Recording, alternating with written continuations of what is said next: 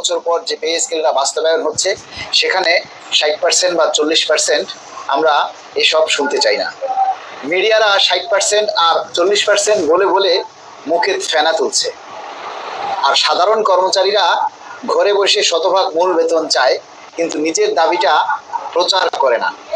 তাহলে সরকার কিভাবে বুঝবে আমরা কষ্টে আছি নাকি আরামে? আপনারা নিজেদের বিবেক খাটিয়ে কাজ করুন। এই নবম পে স্কেলটা যদি শতভাগ মূল বেতন একবারে বাস্তবায়িত হয় তাহলে সেটার সুবিধা ভোগ করবে 22 লক্ষ সবাই। আর এই শতভাগ মূল বেতন বাস্তবায়নের দাবি তোলার ব্যাপারে আর আপনাদের গালি খাওয়ার ব্যাপারে শুধু আমি আপনাদের মালিক ভাই। আপনাদের কেমন বিচার? আপনারা এখনো সময় আছে, এই সংখ্যাগরিষ্ঠ এবং একটা জনমত সবাই গড়ে তুলুন। এই জনমত যদি আপনারা গড়ে তুলতে না পারেন তাহলে আমাদের এই শতভাগ মূল বেতন কোনোভাবেই একবারে বাস্তবায়ন হবে না। এটা আপনারা একবারে মানে নিশ্চিন্তে ধরে নিতে পারেন। আপনারা সবাই ঘরে বসে এই শতভাগ মূল বেতনের আশা করবেন, এটা কি হয় বলুন? এটার জন্য সংগ্রাম করতে হবে, এটার জন্য যুদ্ধ করতে হবে, কিন্তু আপনারা সেটা করার জন্য কেউ প্রস্তুত নন।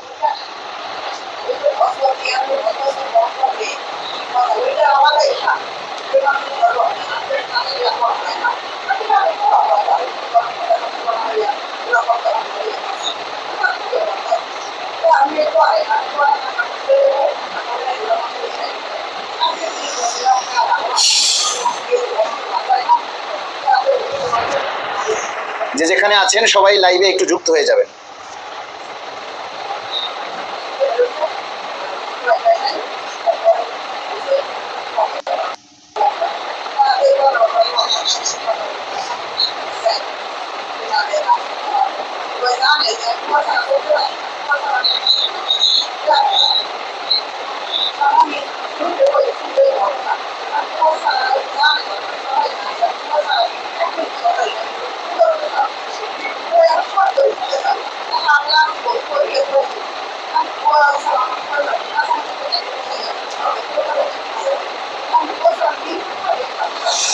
যে যেখানে আছেন সেখান থেকে সবাই একটু লাইভে যুক্ত হয়ে যান, সবাই একটু কমেন্টস করেন, মতামত দিন।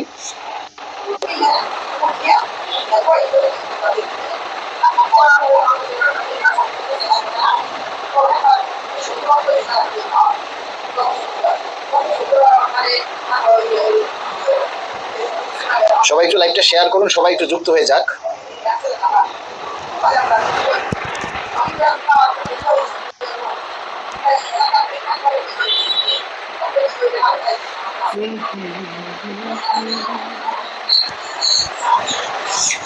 দেখুন, বিভিন্ন মিডিয়া এবং গণকর্মীরা যে হারে মানে উল্টাপাল্টা কথাগুলি বলতেছে, এগুলির আসলে কোনো সত্যতা আছে কিনা বা এগুলির কোনো গুরুত্ব আছে কিনা আমি জানি না।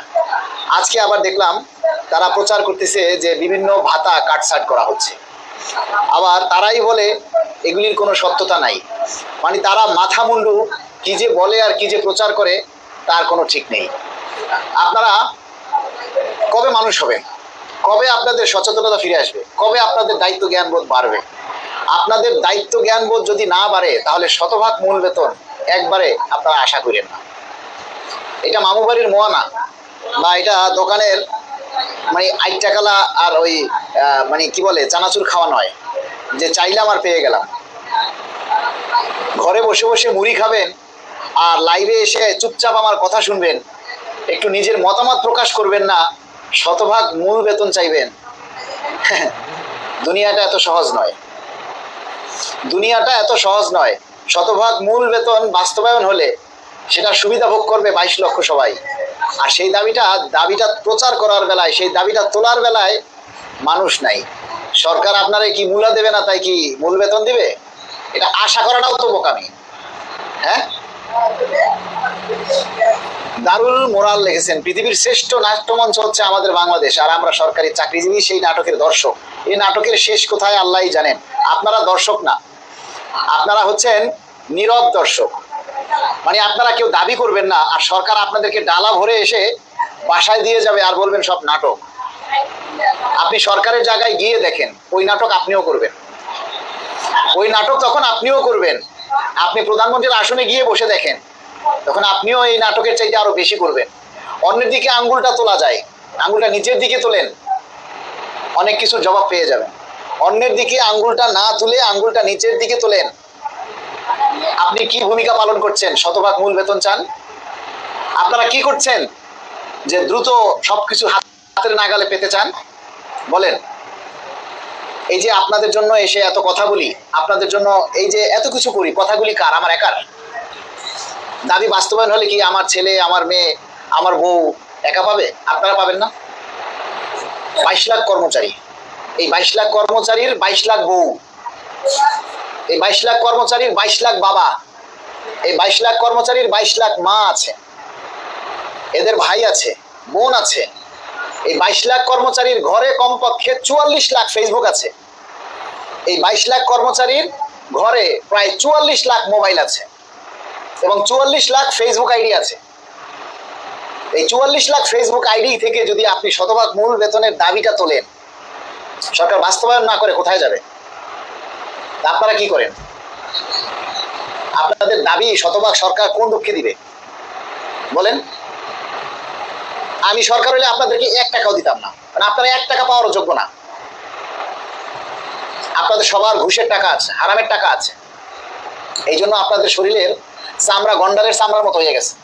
ভালো কথা বললেও এখন আপনাদের কানে যায় না। নিজের দাবির কথা নিজে প্রচার করেন না, নিজের দাবির কথা নিজে তুলে ধরেন না। কানে এখন মনে হয় যেন সবাই তুলে দিয়ে আছেন।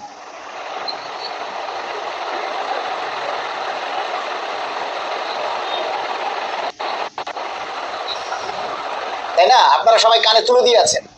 75 জন লাইভে আছেন, কেউ লেখাপড়া জানে না। 75 জন লাইভে আছে, কেউ লেখাপড়া জানে না, সবাইকে বকালম। আপনারা মতামত দিতে জানেন না। আপনি কি চাচ্ছেন? শতভাগ চাচ্ছেন নাকি 20% চাচ্ছেন নাকি 50% চাচ্ছেন? এই কথাগুলি আপনারা লিখে তুলে ধরতে পারেন না। আপনি লিখতে গেলে যদি আপনার চাকরি চলে যায়, তা আপনার বউরে দিয়ে লেখান, আপনার বাবাকে দিয়ে লেখান, আপনার মাকে দিয়ে লেখান, আপনার বোনকে দিয়ে লেখান। তারা তো ফেসবুক চালায় না? তা আপনার ভাই যদি আপনার দাবিটা তুলে ধরে তাহলে হবে না? আপনার ছেলে মেয়ে সবাই ফেসবুক চালায়, প্রত্যেকের ফেসবুক আইডি আছে, প্রত্যেকে যদি আপনার দাবিটা তুলে ধরে, আপনি বাবা, আপনি আপনার সন্তানের দাবিটা প্রচার করতে পারেন না? আপনি মা, আপনি আপনার সন্তানের দাবিটা প্রচার করতে পারেন না? আপনি স্ত্রী, আপনার স্বামীর বেতনটা বাড়ুক আপনি চান না?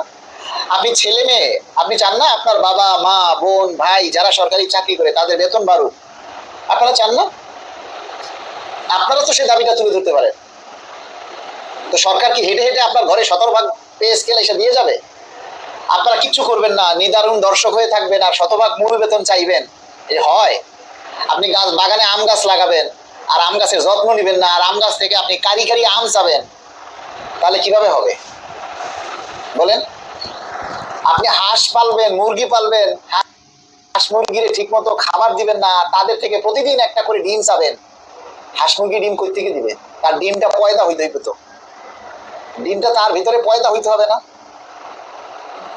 তো আপনারা সবাই আমার মনে হয় যে 22 লাখ কর্মচারীর মধ্যে যারা অভাবে আছে তারাও এই দাবিটা তুলে ধরে না।